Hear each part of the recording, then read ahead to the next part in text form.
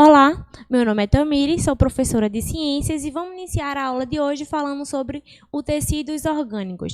Durante nossa aula, vamos entender quais são os principais tecidos que são importantes para o nosso corpo e qual a função de cada tecido que ele exerce no nosso corpo.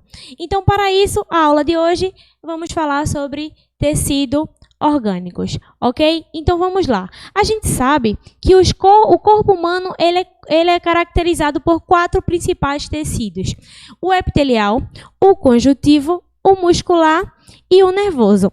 Então, essas células, esse conjunto de células que são formados os tecidos, eles são formados por agrupamentos de células e formas que eles têm as suas funções bem semelhantes. Porém, ele possui uma características específicas dentro do nosso corpo.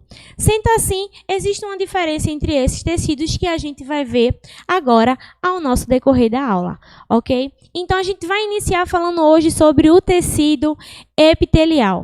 Uma das principais características do tecido epitelial é que ele é caracterizado por revestir o nosso corpo, ok? E aí ele vê a sensibilidade e secreção de substâncias. Então, uma das principais características desses tecidos é que eles são compostos por agrupamentos de células justapostas. Quando a gente fala justapostas, é um colada com o outro, como vocês conseguem observar na imagem a seguir. E aí, elas são de diferentes formas, que elas podem ser cilíndricas, achatadas, cúbicas, ela possui uma variação de acordo com o tipo de revestimento que esse tecido ele vai possuir. Não há presença de vasos sanguíneos, e aí uma das principais características desses tecidos são a nossa derme, né? E aí ele tem a epiderme, que é a nossa pele, que é a parte que vai revestir todo o nosso corpo.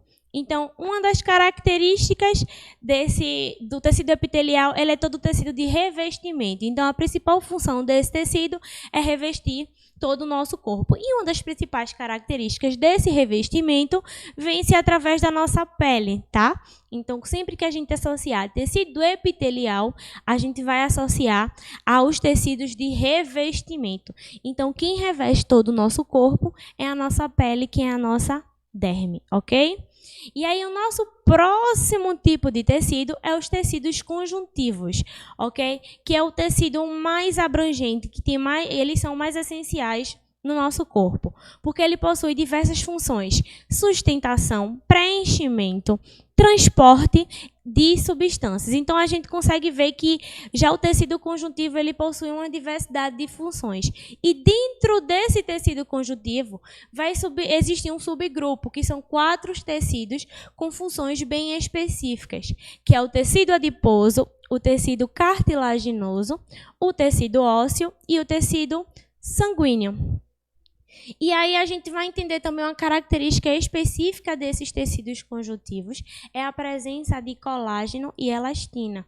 Então, são 2 substâncias que elas são totalmente importantes para a sustentação e preenchimento desses tecidos, ok? Então, a gente vai ver agora nos próximos slides cada característica que cada um desses tecidos eles vão trazer para a gente, ok? Vamos iniciar um pouquinho falando sobre o tecido adiposo, ok? O tecido adiposo são aqueles tecidos que eles vão acumular gordura, ou denominamos também de adipócitos, tá?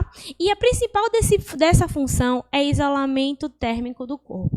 A gente sabe que a gordura, uma das principais funções do nosso organismo, é reserva de energia, reserva de calor. Então, a gente sabe que esse tecido adiposo, ele tem a sua função de aquecer. Ela vai ser como se fosse um isolamento térmico, ou seja, vai ser uma reserva para o nosso corpo, ok?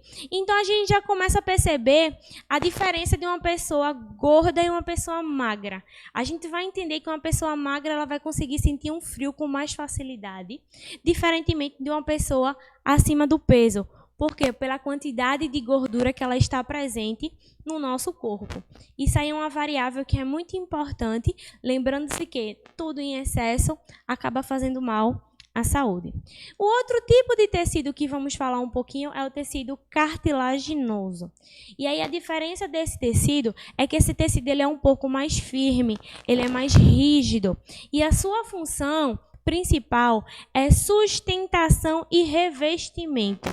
Então, quando a gente fala em sustentação, a gente está falando do tecido que reveste a orelha, o nariz e algumas partes do nosso corpo.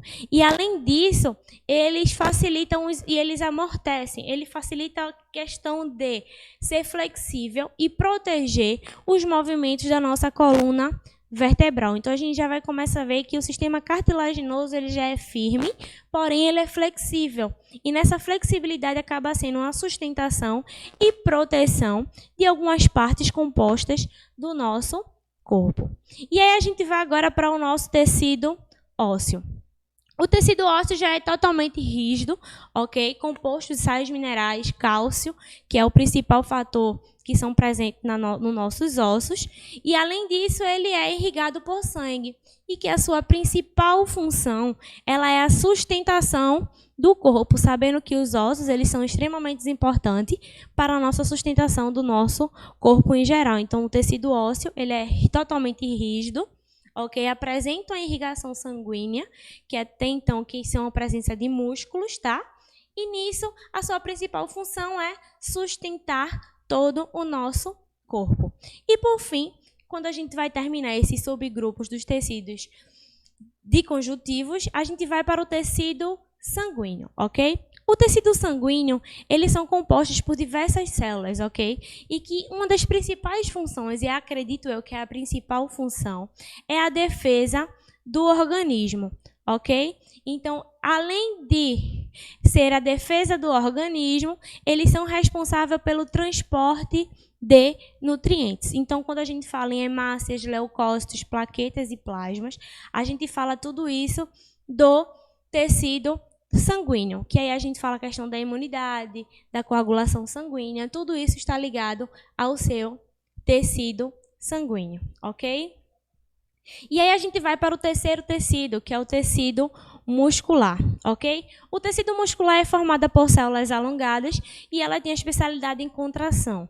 E ela também reveste também um pouco dos nossos ossos, ok? E ela apresenta uma grande inversão e vascularização. E existem 3 tipos de tecidos musculares.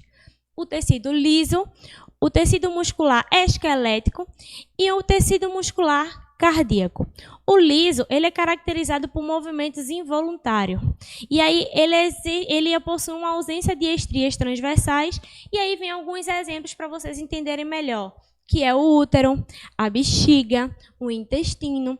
Já o tecido muscular elétrico, ele recebe esse nome porque ele já está junto ao nosso esqueleto, o nosso sistema todo é esqueleto.